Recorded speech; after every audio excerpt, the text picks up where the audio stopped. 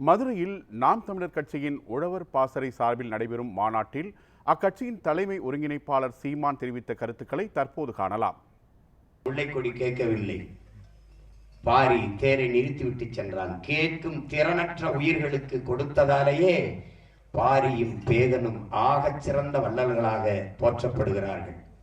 அந்த கேட்கும் திறனற்ற உயிர்களுக்கு போர்வையும் தேரையும் கொடையாக கொடுத்த வள்ளலின் வாரிசுகள் இன்று பேசும் திறனற்ற உயிர்களுக்காக, ஆடு மாடுகளுக்காக, அவர்களின் உரிமைக்காக பேசுவதில் பெருமை அடைகிறேன். இங்கே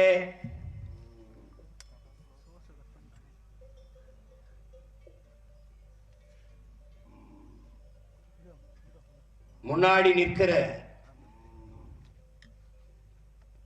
ஆடு மாடு என்பது எங்களுடைய செல்வங்கள், எங்களுடைய வாழ்க்கையோடு, எங்கள் கலாச்சாரம் பண்பாட்டோடு இணைந்து வாழ்கிற போற்றத்தக்க உயிரினங்கள். என்னரும் தமிழ் பெருமக்களே, என்னிலும் இளைய என் தம்பி தங்கைகளே, கல் தோன்றி மண் தோன்றா காலத்தே வாளோடு முன் தோன்றிய மூத்த குடி தமிழ் குடி என்று சொல்வதெல்லாம் தமிழர்கள் இப்படித்தான் எப்போதும் பழம்பெருமையை பேசிக் கொண்டிருப்பார்கள் என்று நம்மை ஏளனம் பேசுவார்கள், கேலி பேசுவார்கள். மண் தோன்றுவதற்கு முன்பு இவர்கள் தோன்றிவிட்டார்களாம் என்றெல்லாம் கேலி பேசுவார்கள். கல் தோன்றி மண் தோன்றா காலத்தை என்றால் கல் தோன்றிவிட்டது, மலை தோன்றிவிட்டது, மண் தோன்றவில்லை, நிலம் தோன்றவில்லை.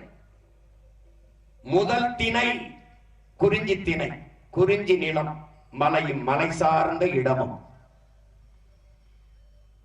அங்கு வாழ்ந்த மக்கள்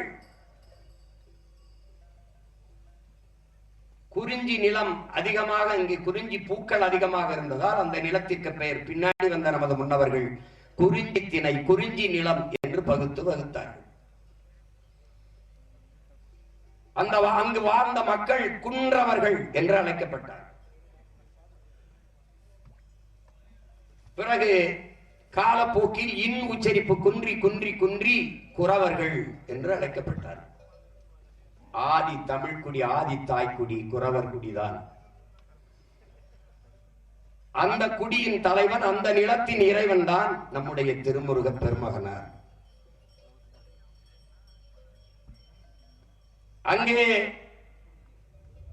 ஆடு மாடுகளை, விலங்குகளை வேட்டையாடி உண்டோம், கிழங்குகளை உண்டோம், பழங்களை உண்டோம்.